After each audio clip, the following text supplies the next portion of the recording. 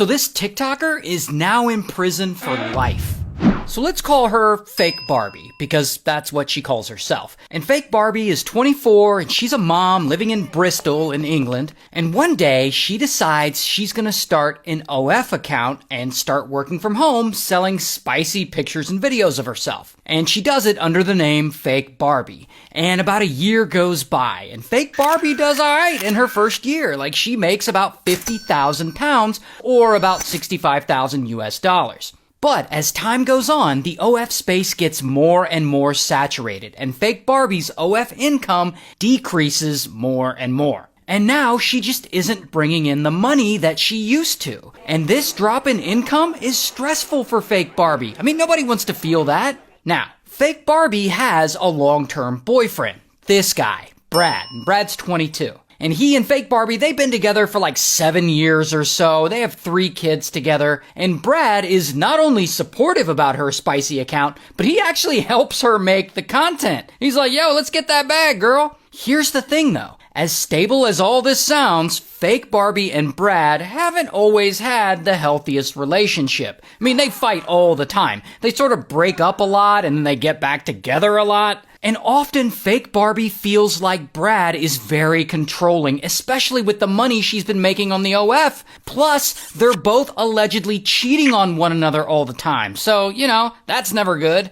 Not only that, but she has a TikTok account. And on that TikTok account, she mostly posts videos of her and her kids, but sometimes she makes videos clowning Brad publicly. Me with his homeboy when I find out he cheats. Played the Tinder notification and he passed, obviously. And she puts the knife emoji. So yeah, Fake Barbie is not only a little nutty, but she has serious anger issues. Obviously, I have no limit when I get angry. And obviously he said that I need help with that. Because people are generally saying to me, one of you are going to end up dead. And I fully believe that I'm quite capable of killing him if he hurts me again, or I'm gonna end up being in prison. Sometimes she gets mad and beats Brad up when he upsets her, or if she feels like he's lying to her. In fact, at more than one point, Fake Barbie gets upset at Brad and she stabs him, one time in the arm and another time in the leg. So yeah, these two are not good together, and she's just like a time bomb waiting to explode. But I don't believe a word that comes out of that boy's mouth. I have to beat the living daylights out of him for him to tell me the truth, and he still don't tell me the truth. He only tells me the truth when he thinks I'm gonna kill him. Like when I get a knife out, like when I stab him. She seems nice. And so anyway, at this point, it's 2022, and they've been in this terrible relationship for years. And they got 3 kids, so they're trying to make it work, maybe for the kids, but it's obvious that this just isn't a healthy relationship. And finally, Brad has had enough. And one day, he invites Fake Barbie to meet him at a local park, and once they're there, he finally does it. He tells her, I don't want to be with you anymore. And I'm sure this sucks for her, no one likes to be broken up with, but this is gonna be the best thing for him. Here's the weird thing, though. When Fake Barbie hears this, she doesn't really react. She doesn't get mad and freak out and attack him like she normally would. She just says something like, alright. Which is really strange for her because generally she's such an angry, violent person. But maybe this isn't that big a deal to her. Maybe she's gonna just be chill and this breakup will be amicable and everyone will move on and be happy. Until that same night, they make plans to go out together. I mean, they sort of still live together, and I assume they still have the same circle of friends, so they agree to meet up with these friends at a local bar. And Fake Barbie, she gets to the bar first. And for whatever reason, she brought her 3 kids with her. And so she's there at this bar full of people with her kids and with some of her and Brad's friends, and Fake Barbie starts drinking. A lot. A whole bottle of wine and a bunch of other drinks, and at some point in the night she even goes to the restroom and she does a bit of Coca-Cola. And so she is super wasted.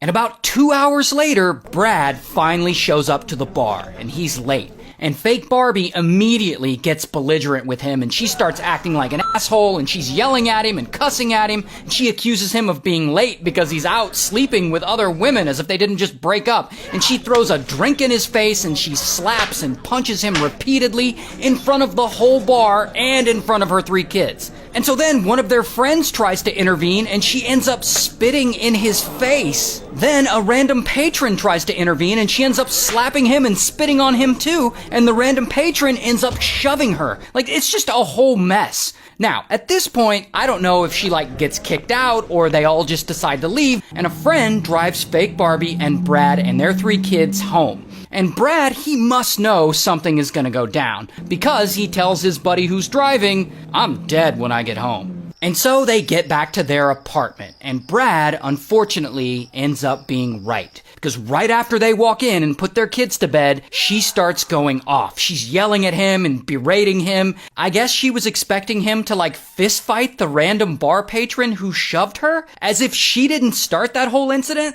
Regardless, they start arguing, and it's getting heated, really heated, and she starts pushing him, and I think he pushes her back. Then she storms off, and she goes into the kitchen, and on the counter is a large kitchen knife. So she grabs it, and she walks back over to Brad, and she's wielding it, and she's trying to scare him with it, and she's threatening to use it. And remember, she's really drunk, and she's really pissed off. And then suddenly, bam, she stabs Brad right in his chest. And immediately she realizes what she's done, and she knows it's bad, and she starts panicking. And to make it worse, that's when she looks over and she sees her 3-year-old son standing at the bottom of the stairs. He saw the whole thing.